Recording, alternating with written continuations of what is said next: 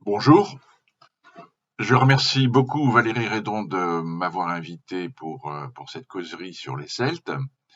Euh, je vais évidemment vous parler des Gaulois parce que c'est mon sujet et je vais vous parler plus particulièrement des noms des Gaulois, de ce qu'on appelle l'onomastique, c'est-à-dire les noms propres, grâce auxquels on peut restituer un nombre important de mots de la langue gauloise qui ne sont pas attestés dans les quelques textes proprement dits du gaulois, qu'on commence à connaître un petit peu maintenant depuis, je dirais, la fin des années 60 du siècle dernier, où on a fait des découvertes importantes. Quand je dis des découvertes importantes, ce sont des textes qui dépassent 100 signes, hein, entre 100 et 400 signes, près de 1000 signes pour le plomb du Larzac, 400 signes pour la tuile de Châteaublot, 300 et quelques signes pour la tablette de Chamalières. Donc vous voyez que ça fait quand même une quantité de mots et de phrases assez limitée, même si on connaît le gaulois beaucoup mieux maintenant qu'on le connaissait à l'époque de Dautin. Certains d'entre vous ont peut-être lu le manuel de Dautin qui s'appelle La langue gauloise, publié en 1919, je crois. Et on se rend compte en lisant ce bouquin qu'on connaît pas grand-chose.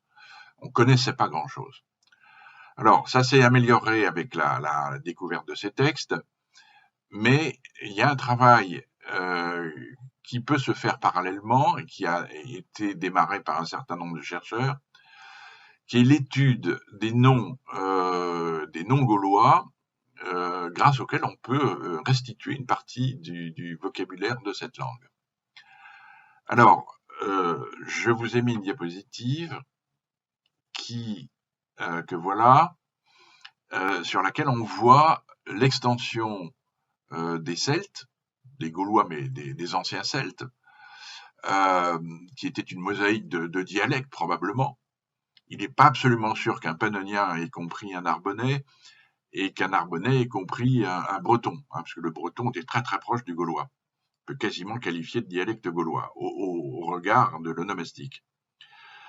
Mais c'était un peu comme la Grèce, si vous voulez. Un Athénien ne comprenait pas toujours un Spartiate ou un éolien. C'était le principe de l'éparpillement des différentes cités gauloises qui étaient jalouses de leur tradition, probablement de leur vocabulaire, de leur calendrier. Donc c'était un éparpillement.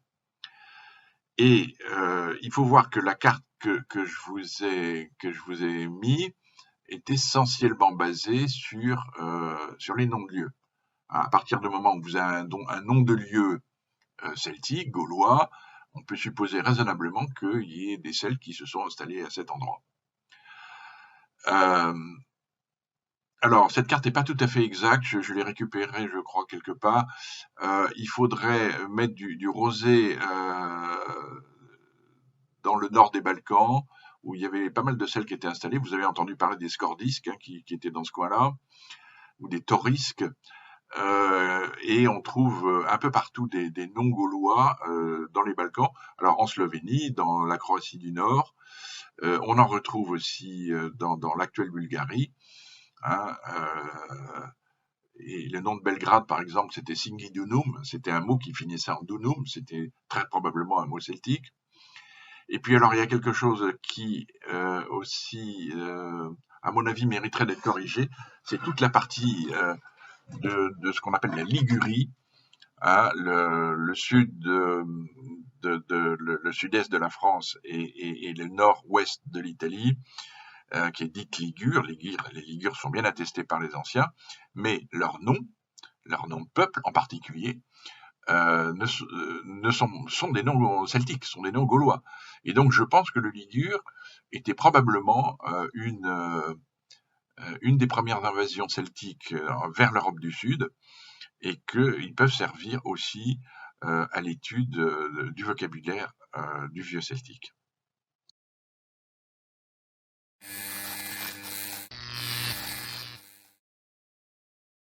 Donc, les rappels méthodologiques, ce sont des choses, tout ça, que normalement vous connaissez bien. Ce que je voulais dire, c'est que on peut, de façon importante, récupérer, comprendre un certain nombre de noms gaulois grâce à l'étude des noms propres. Hein, c'est ce qu'on appelle le nomastique. Et donc, ça nous fournit en plus des textes et des gloses. Les gloses, c'était les noms gaulois que les anciens donnaient comme gaulois en disant tel mot, ça veut dire ça.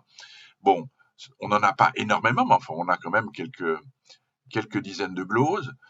Et puis, on a tout le vocabulaire gaulois qui est passé dans les langues romanes, qu'on peut aussi analyser. Mais ça fait au total un corpus assez limité. Alors que les noms propres, la caractéristique des noms propres, c'est qu'on en possède énormément.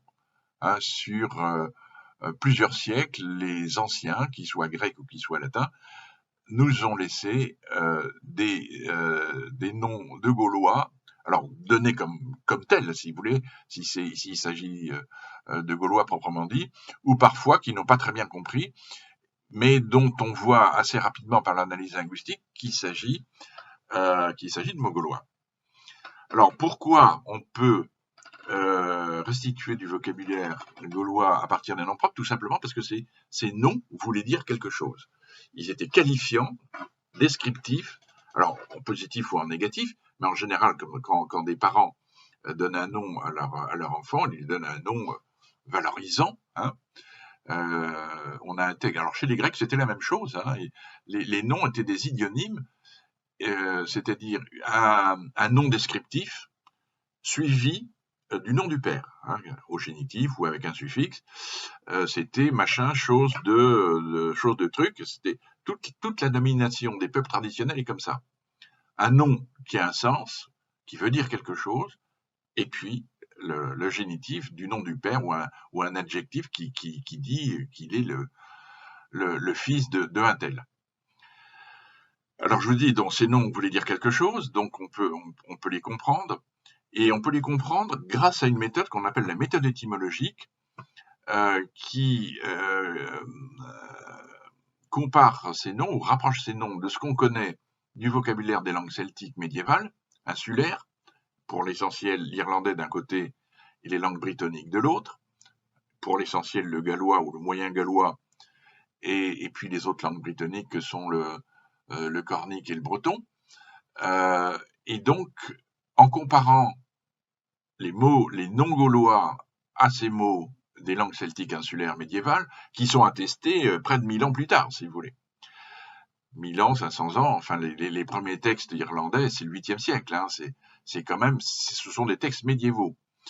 Hein, imaginez qu'on ne connaisse pas le latin et qu'il faille restituer le vocabulaire du latin, des inscriptions qu'on aurait grâce au portugais et au roumain. Bon, il y a plein de choses qu'on ne comprendrait pas.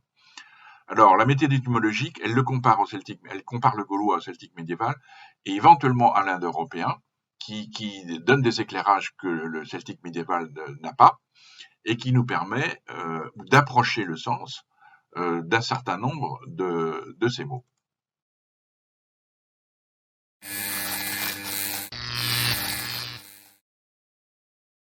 Qu'est-ce que c'est que l'onomastique? C'est les noms, pour l'essentiel, de personnes.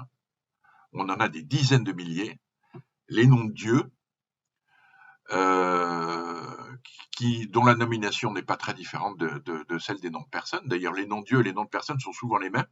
Hein, vous avez un Biturix qui est à la fois un dieu et un nom de personne, qui au pluriel Biturigues donne un nom de peuple. Donc les noms de dieux sont une catégorie souvent intéressante parce qu'elle est assez archaïque et en l'analysant on peut là aussi y retrouver des mots. Alors les noms de peuples, je vous en ai parlé. Alors il y a une catégorie intermédiaire qui sont les noms de rivières. Les rivières, vous savez, dans l'Antiquité et chez les peuples traditionnels, sont des divinités. Donc elles sont à mi-chemin entre la toponymie, les noms de lieux, et les noms de dieux. Mais les noms de rivières, qui sont en général à l'animé, c'est-à-dire au masculin ou au féminin, sont aussi des noms qui veulent dire quelque chose. Les rivières elles sont rapides, elles sont bavardes, elles sont jaunes, elles sont couleur de miel, et donc elles ont des qualificatifs. Leur nom est souvent un qualificatif. Ou elles sont bordées de pins, voilà. Et puis les noms de dieux, qui sont une catégorie très résistante. C'est une des rares choses qui nous reste dans la langue française. Ce sont les noms de lieux qui sont issus directement de la tradition celtique. Alors ce sont des noms de lieux donnés comme tels, ou des noms de peuples qui ont fini par donner un nom de lieu. Paris, c'est le peuple des Parisis. Lyon, c'est Lugdunum, c'est Lugudunum, c'est la forteresse de Lugus. Donc ça a résisté. Alors ça s'est transformé phonétiquement, mais c'est ce qui a vraiment résisté le mieux, alors qu'il reste vraiment très très peu de choses dans le français courant, le français que nous utilisons tous les jours, très peu de choses de la langue gauloise. Il en reste dans les dialectes romans, en provençal, dans les dialectes du nord de l'Italie, mais il faut un gros travail d'analyse pour d'abord se rendre compte que c'est pas un mot latin, et si c'est pas un mot latin, c'est probablement un mot celtique, et si c'est un mot celtique, on va peut-être pouvoir l'analyser. Mais c'est quand même moins attractif que les noms propres qui sont rapportés par les anciens à l'époque où les Gaulois parlaient leur langue. Alors, ils sont rapportés dans des inscriptions en particulier où ils sont adaptés à la phonétique des langues preneuses, que ce soit le latin ou que ce soit le grec.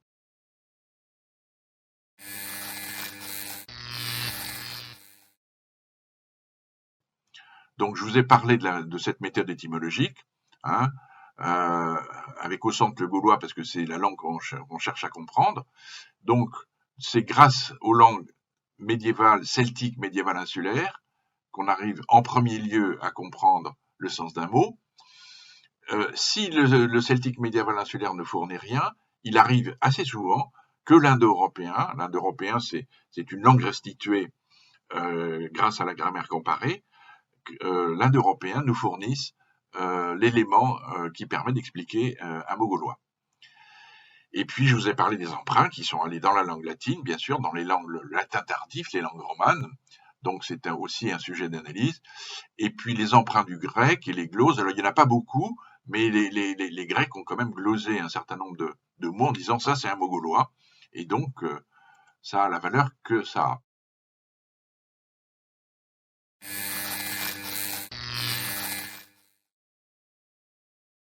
Alors, je vais vous donner quelques exemples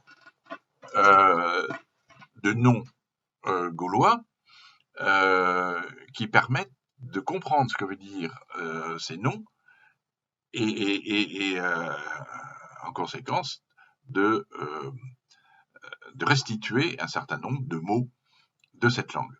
Alors, d'abord, je vous prends des exemples chez les personnes physiques. Vercingétorix, le plus connu des Gaulois, roi suprême des guerriers, c'est comme ça qu'on le comprend. C'est un mot qui est composé de trois mots qu'on comprend très bien. Je prends celui du milieu, kingetto, c'est un mot qui veut dire en irlandais. Alors en irlandais, vous avez king, génitif kinget, qui veut dire le guerrier. Rix, c'est évidemment le rex latin, ou le raj sanskrit, c'est le roi. Et puis wer, c'est la forme qu'a prise en celtique ou en gaulois le vieux préverbe indo-européen huper, qui a donné huper en grec ou super en latin, et qui veut dire super, sur. Vercingétorix, c'est donc le roi suprême des guerriers. Donc vous voyez qu'en saucissonnant un mot composé, on arrive à retrouver trois mots du vocabulaire gaulois. Et alors wer, il est attesté dans le domestique, kingetto aussi, mais rix, on en a vraiment beaucoup. Mais il n'est pas attesté dans les textes gaulois proprement dit. Namanto Bogios, briseur d'ennemis. Bon, Namanto, c'est l'ennemi. On retrouve dans d'autres composés Bogios qui soumet, qui brise. Ça, c'est les noms gaulois sont des noms guerriers, très très valorisants, très ronflants, on peut dire. Et donc là, deux mots, Namanto Bogios. Kuno Pennos, tête de loup. Pennos, c'est la tête. C'est peut-être certainement un mot que vous connaissez. Et Kuno, c'est la forme que prend le nom du chien en celtique, et par métonymie, le chien désigne le loup pour des raisons que j'expliquerai à un autre endroit ou que j'ai déjà expliqué. Les Celtes se bataillaient avec des loups, ils avaient des loups de guerre, hein. Ils avaient des chiens de guerre, et le chien a fini par désigner le loup. On n'a plus le vieux nom indo-européen du loup Welkos, qui n'a simplement laissé que des traces. Alors, Kunopenos, c'est une inscription, c'est un Gaulois d'Italie du Nord, de Brescia, je crois, ou de Milan ou Brescia, je crois que c'est plutôt Brescia. Donc, le brave Gaulois qui s'appelait Kunopenos, ça voulait dire tête de loup. Ande Broki Rix, c'est le roi d'un grand pays, Rix, toujours le roi. Ande, c'est un suffixe augmentatif, Brog, Brogi, c'est le pays, hein, Banona, maîtresse femme. Banona, c'est alors là, c'est pas un composé, c'est un dérivé d'une racine ban, qui curieusement, mais c'est la phonétique est comme ça, se continue dans le grec guné, hein, la femme. Et on pourrait dire, je pourrais vous donner d'autres exemples, the queen en anglais, ça vient de la même racine, on la retrouve en sanskrit. Bon, banana, alors na, c'est un suffixe valorisant aussi, un suffixe de domination, comme on dit. Banana, c'était sans doute une maîtresse femme. Warikellos, je pense que ça veut dire frappe à l'aurore. Wari, c'est un vieux mot qu'on retrouve en irlandais. Et kellos, c'est la racine keln, qui veut dire frapper. Donc je verrai assez bien ce Gaulois, Warikellos s'appelait, c'est un gars qui déclenchait la frappe à l'aurore. Webrumaros, riche en ambre, c'est un composé possessif, comme on dit.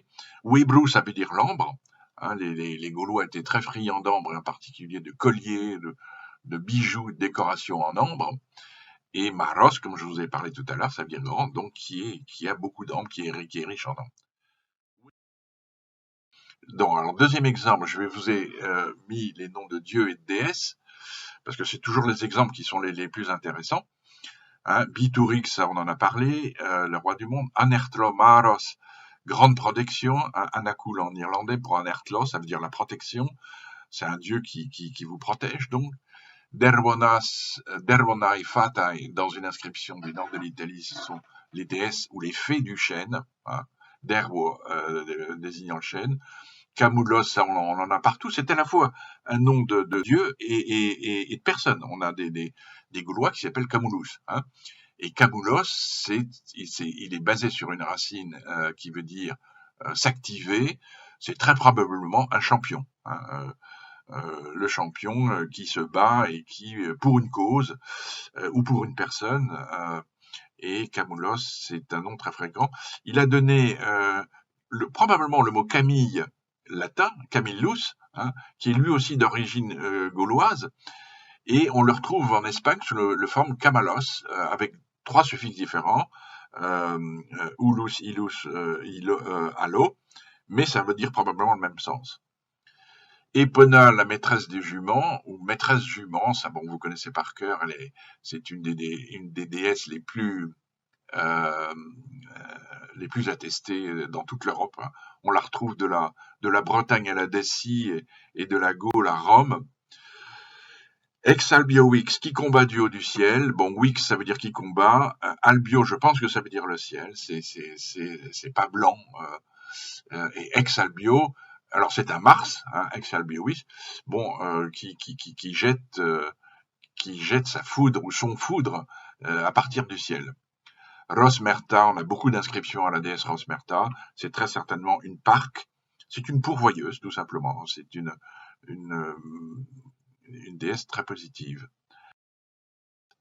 Les peuples, allobroges, les étrangers, antobroges, ceux du pays du bout. Antos veut dire bout, probablement.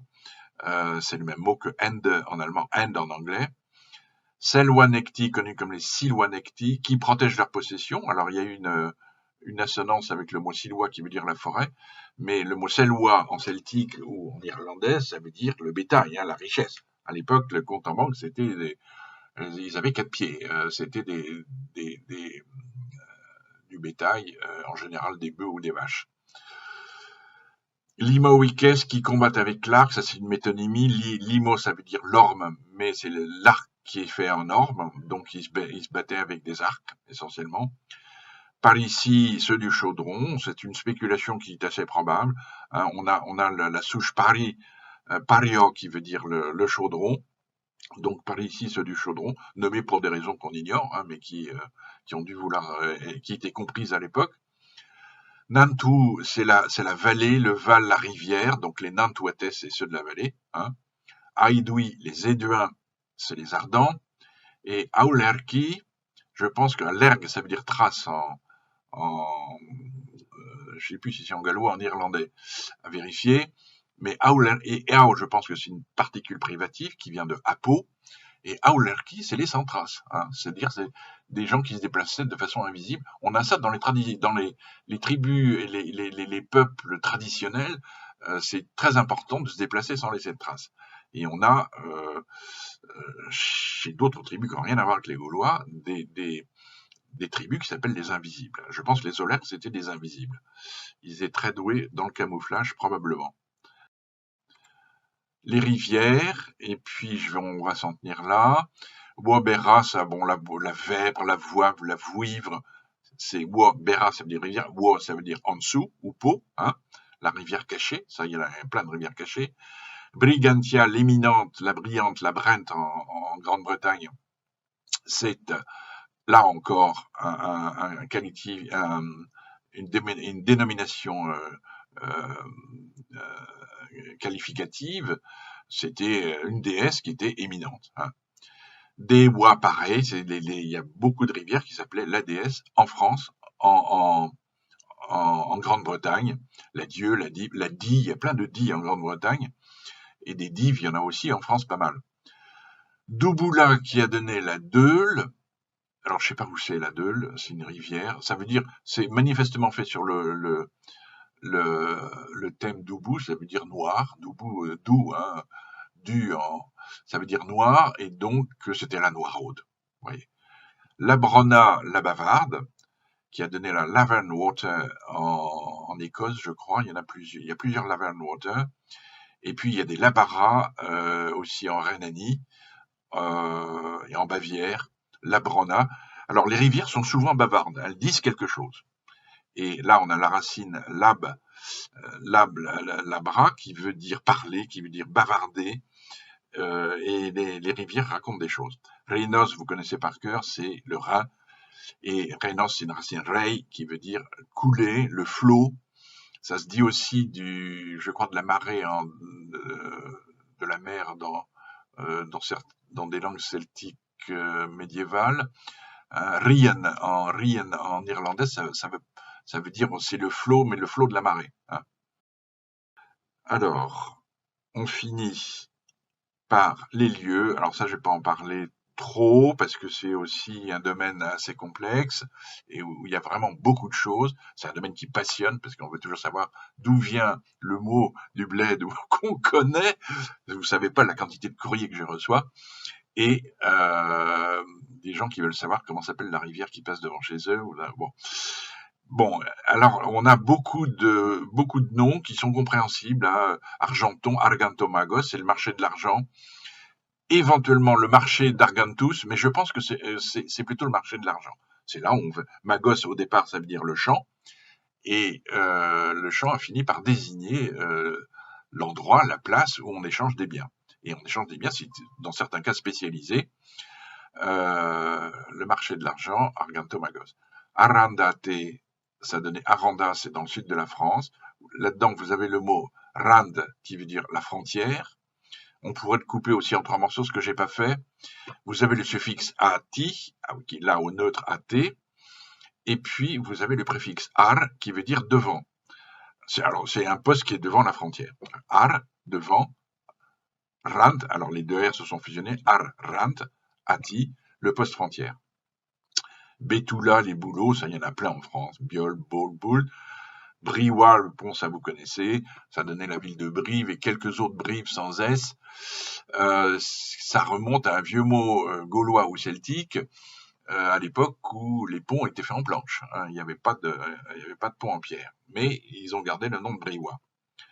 Katoumagos, c'est un champ de bataille qui a donné le nom de la ville de Caen et des villes de Caen et de Caen. Ikuranda, c'est aussi un toponyme très fréquent qu'on trouve en limite de Pagui, de Pagous. Et à mon avis, il faut l'analyser comme écou, la continuation du vieux mot indo-européen pécou, qui veut dire le bétail. En l'occurrence, en celtique, le P disparaît, c'est certainement une chose que vous savez, et ça donne écou. Et quand il y avait une police, une cité qui avait des droits sur son territoire, il y a dû y avoir une limite jusqu'où on pouvait laisser paître le bétail sans enfreindre le territoire du voisin. Et si le bétail passait de l'autre côté, à mon avis, il était approprié. Et puis, ça a donné les razzias que vous connaissez dans la littérature irlandaise. Voilà, bon.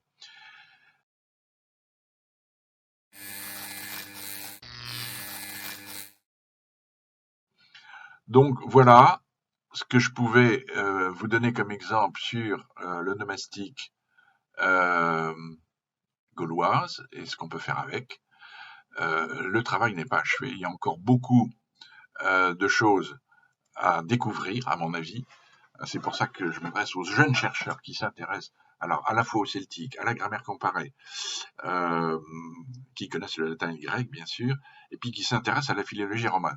Donc il faut un peu tout ça pour s'intéresser à la langue gauloise et à l'onomastique gauloise.